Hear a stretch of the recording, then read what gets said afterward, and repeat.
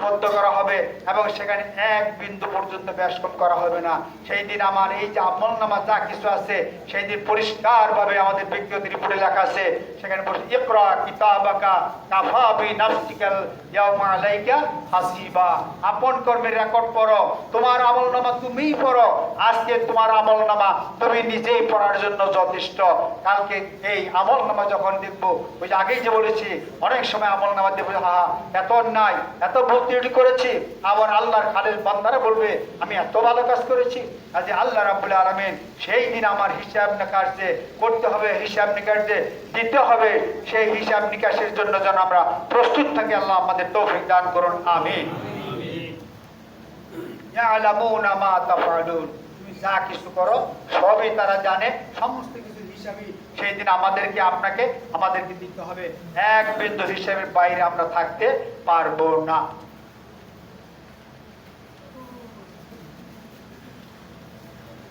এরপরে আল্লাহ বলছেন ইন্নাল আবরারা লাফি নাঈম, যারা ভালো কাজ করবে, যারা ঠিকঠাক মতো কাজ করবে, তারা কি করবে? নিয়ামতের মধ্যে থাকবে, অর্থাৎ জান্নাতে থাকবে।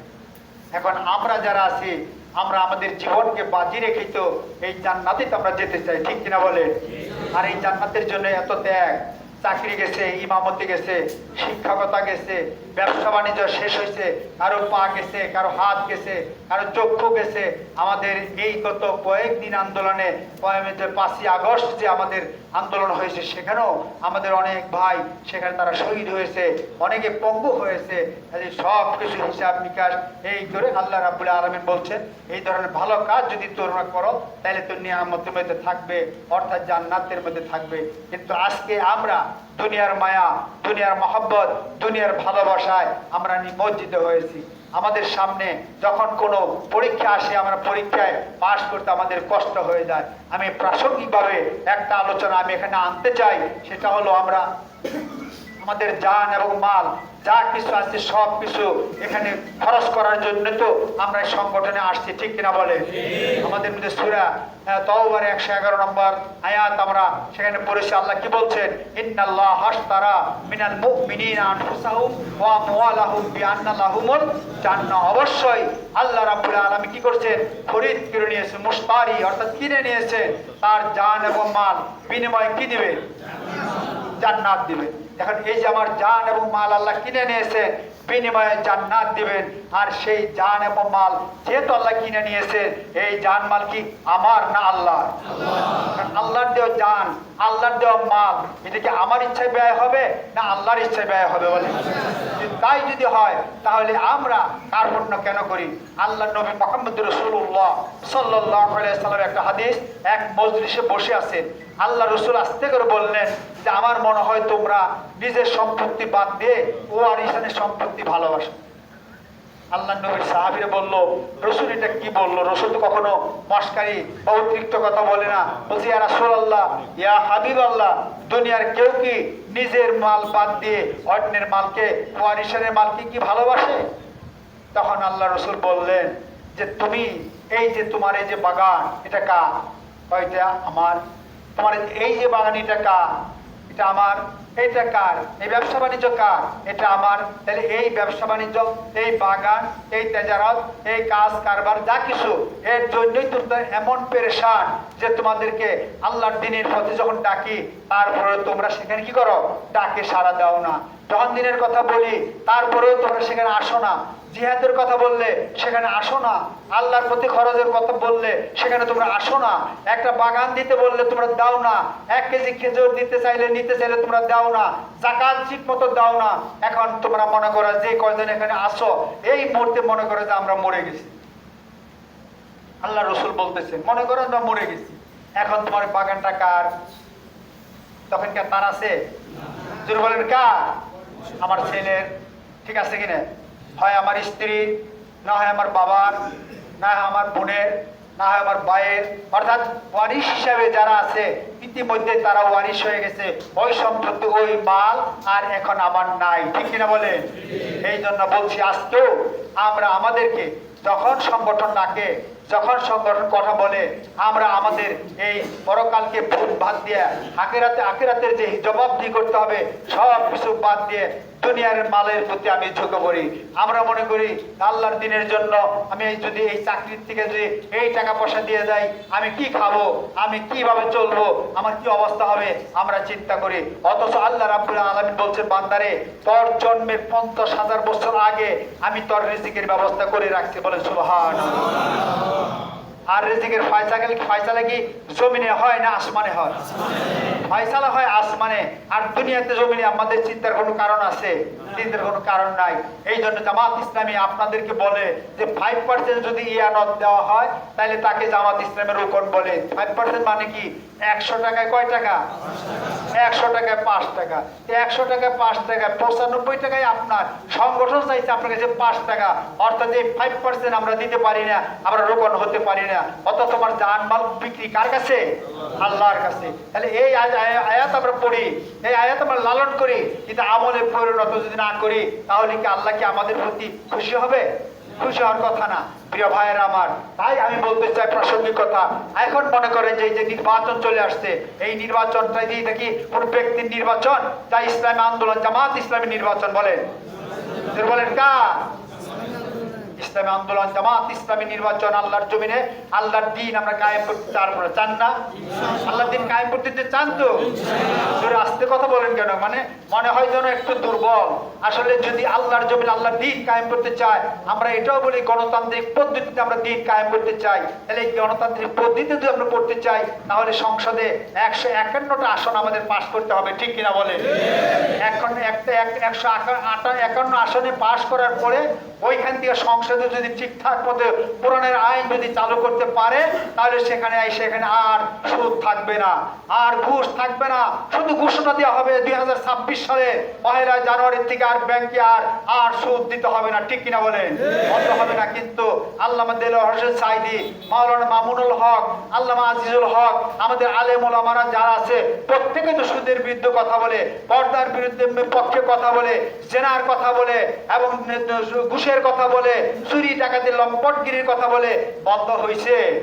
বন্ধ হয় না। কিন্তু যদি ওই সংসদে পাশ করে আইন যদি পাশ করে দেওয়া হয় তাহলে কি বন্ধ হবে না? ইসলামী সমাজ কায়েম করার জন্য আমাদেরকে খেলাফতের দায়িত্ব দিয়ে পাঠাইছে, সেই খেলাফতের দায়িত্বই আমরা পালন করতে চাই। এই জন্য জামাত ইসলামী বাংলাদেশ এইবার এই নির্বাচনে জামাত বলে আমরা ভোটের জিহাদ এবং লুটের জিহাদ আমরা দুইটাই করতে চাই। রাজি আছেন তো ইনশাআল্লাহ? আমি শুধু একটু ইঙ্গিত দিয়ে যাই, জামাত ইসলামী ইতিমধ্যেই এই নির্বাচনকে কেন্দ্র করে প্রত্যেক রুকনকে 2 মাসের ইয়ানত, 2 মাসের আয় যা আছে ইয়ানত নয়, 2 মাসের যে আয় আছে সেটা শিক্ষকতা হোক, ব্যবসা হোক, প্রাইভেট হোক এবং আমার টিউশনি হোক, যত যাই হোক সব মিলিয়ে 2 মাসের যে আয়, এই 2 মাসের আয় প্রত্যেক রুকনকে দিতে হবে। এটা সংগঠন নির্ধারণ করে দিয়েছে এবং নির্দেশ দিয়েছে আমিরে জামাত। কথাটা বুঝতে পারছেন? এখন যদি তাই হয় তাহলে আপনারা যারা রুকন নয় তখন তাদের কি আমরা, যদি আপনারা যারা রুকন হতে চান এই টিসিতে আসছেন আমরা রুকন হতে চাই, ঠিক কিনা বলেন? রুকন যদি হতে চান তাইলে অন্তত আপনি অর্ধেক দিতে রুকন হয়ে যান, আপনি 5% দিতে রুকন হয়ে যান। তার কারণে রুকন সর্বশেষ কথা আছে, রুকন হওয়ার জন্য সংগঠন যদি মনে করে তাইলে সে রুকন হবে। তাই আমি বলতে চাই, জামাত ইসলামে উদ্বুদ্ধ করতে চাই যে যারা রুকন হয় নাই তারা কমপক্ষে রুকনটা যদি 2 মাসের আনত দেয়, 2 মাসের আয় দেয়, তাহলে আমার যারা অরুকন যারা এখানে আছেন তারা কমপক্ষে 1 মাসের আপনার আয়ের টাকা দিতে পারবেন না ইনশাআল্লাহ? রাজি আছেন তো ইনশাআল্লাহ? হাত তুলে একটু দেখান, সবাই হাত তুলেন একটু, যে রব্বুল আলামিন যে আল্লাহ এই জিহাদ, এই লুটের জিহাদ, ভোটের জিহাদ আমরা এখানে যারা আছি, যেহেতু জামাত ইসলামের দায়িত্বশীল রুকনরা যে ওয়াদা করেছে এবং বাধ্য, তাহলে আমরা তাদের সাথে সাই দিয়ে তাদের সাথে আমরা ওয়াদা করছি। আজকের দিকে আমরা সিদ্ধান্ত নিলাম এই নির্বাচনের জন্য আমরা ইনশাআল্লাহ 1 মাসের আয় আমরা দিয়ে দেবো। আল্লাহ কবুল করুন, সকলে বলি আমিন। আপনার সংগ্রামী সাথী বন্ধুগণ, তাই আমি বলতে চাই আজকে এই জন্য আল্লাহ বলছেন কি, কি বলছেন? ইন্নাল আবরারা লাফি নাঈম, যারা ভালো কাজ করবে তারা জান্নাতে থাকবে। ওয়া ইন্নাল ফুজ্জারা লাফি জাহিম, যারা খারাপ কাজ করবে, গুনার কাজ করবে, তারা জাহান্নামে যাবে। তাই আমি আপনাদের বলতেছি, আসুন আমি আমার নিজের সম্পত্তিকে ভালোবাসবো, আমি ওয়ারিসের সম্পত্তিকে বেশি ভালোবেসে নিজের সম্পত্তি ভালোবাসার চেষ্টা করি। আর এই যে দান করবেন, টাকা যা দেবেন, এইটাই হলো আপনার, ঠিক কিনা বলে? আপনি এত দিচ্ছেন, এটা আপনার। 5% দিচ্ছেন আপনি, 1 মাসের আয় আপনি দিবেন, এটা আপনার। আপনি যদি দুনিয়া থেকে চলে যান, সব ওয়ারিসের সম্পত্তি তারা যদি দেয়, তারা যদি দান করে আপনি পাবেন, আর যদি দান না করে তাইলে আপনি কি পাবেন না, ঠিক আছে? তাইলে আমরা 1 মাসের খরচ দিয়ে আমার আখিরাতের ব্যাংকে আমি এই টাকাটা রাখতে চাই। আল্লাহ কবুল করুন, সকলে বলুন আমিন। এরপরে বলছে ইয়াসলাউনাহা ইয়াউমাদ্দিন, এই যে জাহান্নামের কথা বলছে, জান্নাতের কথা বলছে, তোমরা যে যাই আছো সেই দিন তোমাদের প্রত্যেককেই হাসরের মধ্যে হাজির হতে হবে। ওমা হুম আনহা বিগাইবিন, সেইখান থেকে আমরা কেউ অনুপস্থিত থাকতে পারবো না, প্রত্যেককে আমাদেরকে উপস্থিত থাকতে হবে। আর যদি তাই হয় তাহলে আমাদের উপায় কি? ওমা আদরাকা মা ইয়াউমুদ্দিন, সেই কঠিন দিন, সেই ভয়াবহ দিনের কথা তোমার জানা আছে? ওমা আদরাকা মা ইয়াউমুদ্দিন। এবং আবার বলছে সেই দিন সম্পর্কে তোমার কি জানা আছে? তারপরে বলছে কি? সুম্মা আদরাকা ইয়াউমা লা তামলিকু নাফসুন লিনাফসিন শাইআ, এবং সেই কঠিন দিন, যেই দিন আছে সেই দিন কোনো উকিল থাকবে না, কোনো ব্যারিস্টার থাকবে না, কোনো ভাই বোনেরা থাকবে না, আত্মীয় স্বজন থাকবে না, মা বাপ থাকবে না, ছেলে সন্তান থাকবে না। সেই দিন একমাত্র আল্লাহ ছাড়া আর কেউ সেই দিন থাকবে না। এই কঠিন দিনের জন্য আমরা প্রস্তুতি গ্রহণ করবো। আল্লাহ আমাদের তৌফিক দান করুন। এই জন্য বলছেন ইয়াউমা লা তামলিকু নাফসুন লিনাফসিন শাইআ, সেই দিন কেউ আপনার জন্য কিছুই করতে পারবে না। সেই কঠিন দিনের জন্য আসুন আমরা প্রস্তুতি গ্রহণ করি। অল আমরু ইয়াউমাইযিন লিল্লাহ, এবং সেই কঠিন দিনে একমাত্র আল্লাহর আমর ছাড়া, আল্লাহর নির্দেশ ছাড়া, আল্লাহর হুকুম ছাড়া এবং আল্লাহর নেতৃত্ব কর্তৃত্ব ছাড়া দুনিয়ার আর কোনো নেতৃত্ব কেউ কারো থাকবে না। সেই কঠিন দিনের জন্য আমরা প্রস্তুতি হই। আর সেই প্রস্তুতি মানেই হলো আল্লাহ রাব্বুল আলামিন আমাদের জমিনে খেলাফতের দায়িত্ব পাঠিয়েছে। এই খেলাফতের দায়িত্ব যথাযথ পালনের জন্য বাংলাদেশে জামাত ইসলামের জন্ম হয়েছে। আর এই জামাত ইসলাম আল্লাহর জমিনে আল্লাহর দ্বীন প্রতিষ্ঠার জন্য কোরআনের সব আইন চালু করে দুনিয়ার শান্তি, আখিরাতের মুক্তি ওই খেলাফতের মাধ্যমে অর্জন করতে চায়। সেই বাংলাদেশে জামাত ইসলামীতে আমরা শরীক হয়েছি। রহমান রাব্বুল আলামিন আমাদের জান এবং মাল সব কিছু বিকৃত সম্পত্তি আল্লাহর কাছে বিলিয়ে দিয়ে, আল্লাহর কাছে বিক্রি করে রোপণ হওয়ার মাধ্যমে আমরা আমাদের জীবনকে গড়তে পারি। আল্লাহ আমাদের সেই তৌফিক দান করুন, সকলে বলুন আমিন। এই কথাগুলো বলে আপনাদের সকলকে মোবারকবাদ জানিয়ে আমি আমার আলোচনা এখানে শেষ করছি। আসসালামু আলাইকুম ওয়া রাহমাতুল্লাহি ওয়া বারাকাতুহু।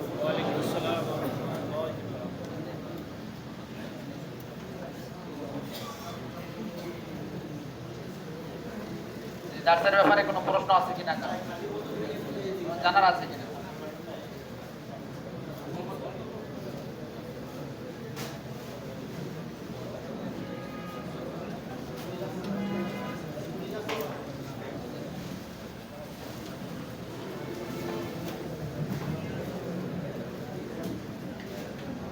সম্মানিত দায়িত্বশীল ভাইরা, এতক্ষণ পর্যন্ত আমাদের মাঝে